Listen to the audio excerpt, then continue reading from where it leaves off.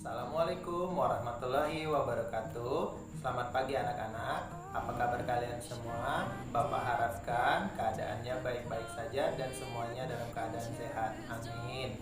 Baik anak-anak, untuk menghadapi pandemi COVID-19 ini, jangan lupa kita tetap menerapkan new normal, yaitu setiap dimanapun kita berada, saat kita di luar harus membawa masker dan menggunakannya. Kemudian juga harus membawa hand sanitizer. Itu sudah peraturan wajib yang harus kita terapkan. Baik anak-anak, perkenalkan, nama Bapak adalah Pak Zul Harisman, Bapak Guru Bidang Studi Bahasa Indonesia di kelas 10 SMK Nur Ajiji Tanjung Merawa. Baik anak-anak, pada kesempatan ini kita akan mengikuti pembelajaran yang pertama, ada di buku pelajaranmu di dalam bab 1. Ini bukunya. Kamu pastinya sudah mendapatkan ini semuanya dari sekolah. Nah, kamu boleh membuka di halaman 7. Materi kita adalah menulis teks laporan hasil observasi. Baik anak-anak semuanya. Ya. Pada materi menulis teks laporan hasil observasi, kompetensi dasar yang harus kita capai ialah mengidentifikasi teks laporan hasil observasi yang dipresentasikan dengan lisan maupun tulisan. 3.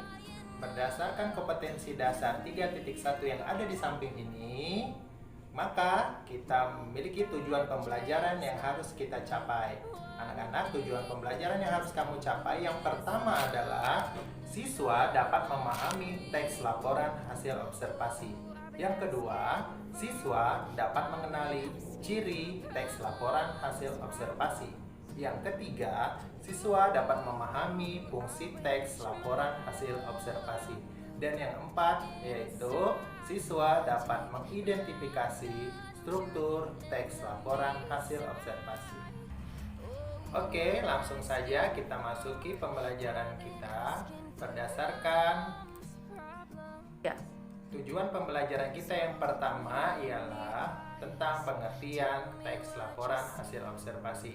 Baik anak-anak, kamu di situ pasti sudah memikirkan teks laporan hasil observasi. Di dalam judul besar kita itu pasti ada 2 kata kunci. Ayo, ada yang tahu 2 kata kuncinya apa? Iya, kamu tepat sekali. Di situ ada kata laporan dan juga observasi. 2 kata kunci itu memiliki makna yang berbeda-beda yang disatukan. Nah, anak-anak, ada yang tahu apa itu laporan? Iya, tepat sekali. Laporan adalah bentuk informasi yang diberikan kepada orang lain, baik secara tulisan maupun secara lisan. Pintar. Nah, kemudian kata kunci yang kedua, ada kata observasi. Nah, anak-anak, observasi ini berasal dari bahasa asing yang sudah kita ambil ke dalam bahasa Indonesia, kita sesuaikan menjadi kata observasi. Observasi artinya ialah sebuah pengamatan. Nah, berdasarkan penjelasan Bapak tadi, 2 kata kunci, laporan dan observasi, tentu kamu sudah dapat mengira-ngira apa sih yang dimaksud dengan teks laporan hasil observasi.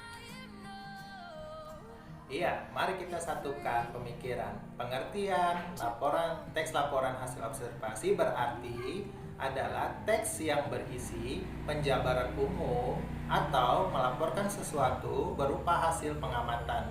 Teks laporan hasil observasi disebut juga teks klasifikasi karena memuat klasifikasi yang mengenai jenis-jenis sesuatu berdasarkan kriteria tertentu. Nah, sekarang sudah 3. paham? Bapak rasa sudah ya. Nah, untuk lebih memahaminya, kamu bisa melihat deskripsi yang Bapak lampirkan di samping ini. Nah, baik. Sekarang kita lanjut di tujuan pembelajaran yang kedua, yaitu mengenai ciri-ciri teks laporan hasil observasi. Nah, anak-anak, kalau kamu mau mengenali sesuatu atau mengamati sesuatu, kamu juga harus tahu apa itu ciri-cirinya. Di dalam teks laporan hasil observasi juga memiliki ciri-ciri. Beberapa di antaranya yaitu yang pertama, teksnya itu bersifat objektif, global, dan universal. Kemudian, ciri yang kedua, objek yang akan dibicarakan atau dibahas ialah objek yang tunggal. Kemudian ciri yang ketiga, ditulis secara lengkap dan sempurna. Kemudian ciri yang berikutnya yang keempat, ditulis berdasarkan fakta sesuai dengan pengamatan yang telah kamu lakukan. Kemudian ciri yang berikutnya, informasi teks merupakan hasil penelitian terkini yang sudah terbukti kebenarannya. Ciri berikutnya, tidak mengandung prasangka atau dugaan yang menyimpang. Ciri yang terakhir adalah saling berkaitan dengan hubungan berjenjang antara kelas dan subkelas yang terdapat di dalamnya. 3. Nah, tadi kita sudah membahas definisi dari teks laporan hasil observasi. Kemudian juga kita sudah membahas tentang ciri-ciri teks laporan hasil observasi. Nah, berarti kalau sudah ada definisi dan ciri-ciri, pasti kita langsung ke fungsi. Kira-kira ada nggak fungsinya di dalam kehidupan kita sehari-hari, Nah? Iya, tentu saja ada. Fungsinya apa? Yang pertama, fungsinya adalah melaporkan tanggung jawab sebuah tugas dan kegiatan pengamatan. Yang kedua, menjelaskan dasar penyusunan kebijaksanaan, keputusan, atau pemecahan masalah dalam pengamatan. Yang ketiga, fungsinya adalah sebagai sarana untuk pendokumentasian. Dan fungsi yang keempat adalah sebagai sumber informasi yang terpercaya.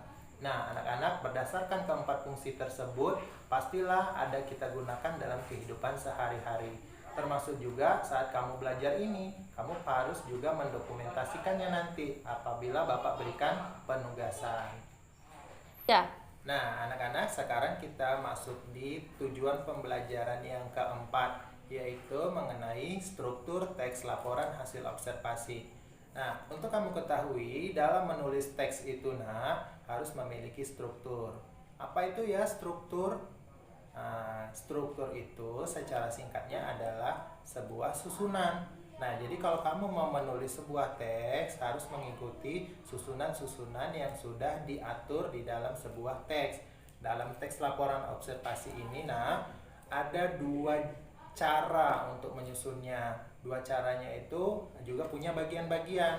Nah, Bapak akan menjelaskan bagian dua cara tersebut. Cara yang pertama memiliki dua bagian, yaitu bagian pertamanya adalah pernyataan umum. Pernyataan umum itu merupakan pembuka atau pengantar mengenai hal yang dilaporkan. Di tahap ini akan disampaikan bahwa benda di dunia bisa diklasifikasikan. Nah, masih di cara yang pertama, ada di bagian yang keduanya. Bagian keduanya itu ada anggota atau aspek. Maksudnya adalah aspek yang dilaporkan merupakan bahasan atau rincian tentang objek yang diamati. Nah, itu adalah penjelasan dari cara yang pertama. Tapi di dalam buku bahasa Indonesia ini kita masuk di cara yang kedua. Cara yang kedua itu memiliki 4 bagian. 4 bagiannya itu ialah yang pertama memiliki definisi umum. Nah, kamu harus garis bawahi ini. Definisi umum itu apa? Merupakan pembukaan yang berisi pengertian mengenai sesuatu yang dibahas di dalam teks. Nah, namanya juga sudah umum, berarti pembahasannya itu adalah paparan secara umum atau paparan secara luas saja, tapi belum masuk ke bagian rinci. Nah, kalau kamu mau jelasnya, nanti Bapak akan berikan contohnya di samping video ini. Nah, kita masuk di dalam bagiannya yang kedua pada jenis yang kedua. Nah, bagian yang kedua adalah definisi bagian. Nah, apa itu definisi bagian? Definisi bagian merupakan bagian yang berisi ide pokok dari setiap paragraf. Nah, artinya pada penjabaran umum tadi punya bagian-bagian. Di dalam bagian-bagiannya itu apabila dituliskan ke dalam teks, dia terdiri dari beberapa paragraf. Nah, di dalam paragraf tersebutlah nanti ada bagian-bagian yang akan dituliskan. Kemudian di dalam bagiannya itu akan dijelaskan manfaat-manfaatnya. Nah, manfaat-manfaatnya itu terletak pada bagian yang ketiga. Bagian yang ketiga namanya adalah Definisi manfaat. Definisi manfaat merupakan bagian yang menjelaskan manfaat dari sesuatu yang kamu laporkan tersebut. Nah, definisi manfaat ini terkadang juga disebut bagian penutup. Jadi kalau di dalam teks susunannya yang pertama adalah definisi umum, itu adalah penjelasan secara luas, kemudian akan kamu jelaskan di bagian definisi bagian, kemudian akan kamu rincikan lagi manfaat-manfaatnya di dalam definisi manfaat, kemudian kamu akhiri pada bagian penutup. Nah, baik anak-anak, di dalam video ini Bapak juga akan melampirkan bagian-bagiannya, kamu bisa lihat di sebelah sini, dan juga Bapak akan memberikan contohnya, yaitu sebagai berikut. Oke anak-anak, Bapak akan memberikan contohnya. Yang pertama, contoh pada bagian definisi umum. Nah, contohnya Bapak bacakan dulu ya. Kamu nanti juga bisa melihatnya di sebelah Bapak ini. Bapak lampirkan contoh definisi umumnya. Perhatikan baik-baik. Pohon kelapa atau Cocos nucifera atau disebut juga pohon nyiur merupakan tumbuhan palem yang berbatang tinggi. Tingginya bisa mencapai 3 meter. Buahnya tertutup sabut dan tempurung keras. Dalamnya terdapat daging yang mengandung santan dan air. Nah, berdasarkan contoh tersebut, coba kamu perhatikan baik-baik. Di dalam contoh tersebut itu terdapat satu paragraf. Nah, paragraf pada bagian pembuka tersebut disebut adalah definisi umum. Kenapa umum? Lihat di dalam kalimatnya. Di dalam kalimatnya itu hanya menjelaskan pengertian dari pohon kelapa dan juga contoh-contohnya secara umum. Maksud contoh-contoh yang Bapak katakan itu adalah contoh batangnya, kemudian buahnya, tapi tidak spesifik atau tidak secara rinci. Nah, hal yang demikian itu dapat kita katakan bagian definisi umum karena belum sampai rinci penjelasannya. 3. Nah, sekarang contoh yang kedua yaitu definisi bagian. Nah, tadi kan Bapak sudah nyampaikan kalau dalam sebuah teks bagian-bagian itu terdiri dari beberapa paragraf. Namanya juga kita membuat teks. Jadi kalau bagiannya hanya satu bukan teks lah namanya. Sudah tentu itu namanya paragraf ya karena. Nah, jadi kamu agak bekerja keras sedikit nanti kalau membuat teks laporan hasil observasi ini. Karang-karang lah beberapa paragraf, tapi ingat karangannya itu harus sesuai dengan kenyataan, bukan pandai-pandai kamu saja ya. Nah baik, sekarang Bapak akan membacakan contoh dari definisi bagian. Nah Bapak lanjutkan, masih tadi tentang kelapa. Bagian-bagian dari tumbuhan ini adalah buah kelapa, batang, pelepah dan akar. Buah kelapa terdiri dari kulit luar, sabut, tempurung, kulit daging, daging buah, air kelapa, dan tembaga. 3. Maaf nak, maksud Bapak lembaga. Tadi karena Bapak lihatnya di sini kok apa itu lembaga? Ternyata lembaga itu artinya adalah daun muda berdasarkan bahasa biologinya. Nah, dari contoh definisi bagian tersebut, coba perhatikan baik-baik. Ini juga Bapak lampirkan di samping sini. Kamu perhatikan contoh yang Bapak lampirkan tersebut. Tentunya di situ adalah definisi bagian-bagian. Seperti misalnya orang, bagian-bagiannya itu apa? Tentu saja ada tangan, dari tubuhnya itu ada jari, ada di bawahnya itu ada kaki, ada lutut, dan telapak kaki, dan lain-lain. Itu namanya bagian-bagian. Nah, karena yang Bapak contohkan ini adalah pohon kelapa, tentu bagian-bagiannya yang Bapak sebutkan tadi. Nah, di dalam menuliskan itu, kamu nanti bisa kembangkan menjadi beberapa paragraf pada definisi bagian. Di mana kamu mengembangkannya? Tentu kamu akan mengembangkannya di dalam bagian definisi manfaat. Nah, definisi manfaat yaitu contohnya sebagai berikut. Oke, kita masuk di definisi manfaat. Bapak bacakan contoh kalimatnya. Berdasarkan penelitian yang ada, kelapa diyakini bermanfaat untuk menyembuhkan penyakit seperti TBC, luka bernanah, wasir, disentri, dan kolera. Kita lanjut. Para dokter gigi juga meyakini bahwa kelapa bisa mencegah gigi berlubang, sedangkan batang pohonnya sangat bermanfaat untuk pembuatan janur, pembungkus ketupat, dan misalnya jembatan, atap rumah sebagai kayu penyangganya, dan lain-lain. Nah, itu adalah bagian dari definisi manfaat yang Bapak juga merangkap sebagai definisi penutup. Nah, itu adalah beberapa contoh yang bisa Bapak berikan kepada kamu semua untuk menuliskan struktur-struktur teks laporan hasil observasinya. Nah, anak-anak, tentu saja kamu nanti bisa mengembangkannya lebih banyak lagi dengan kreativitas kamu masing-masing.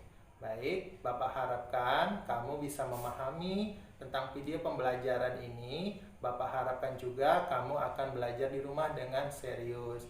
Anak-anak, ingat pesan Bapak, apabila kamu nanti di rumah harus mengulang-ulang lagi pembelajaran ini. Jangan kamu malas-malas, jangan kamu berlalai-lalai. Karena meskipun kita tetap di rumah, kamu di rumah, tapi belajar tetap kita adakan dari Senin sampai dengan Sabtu. Jadi tetap simpan video ini, gunakanlah nanti untuk pembelajaranmu sampai kamu lanjut di materi berikutnya. Nanti Bapak akan membuat lagi video yang kedua, yaitu di KD 4.1. Apa itu KD 4.1? Tunggu di video berikutnya. Bapak akhiri. Assalamualaikum warahmatullahi wabarakatuh.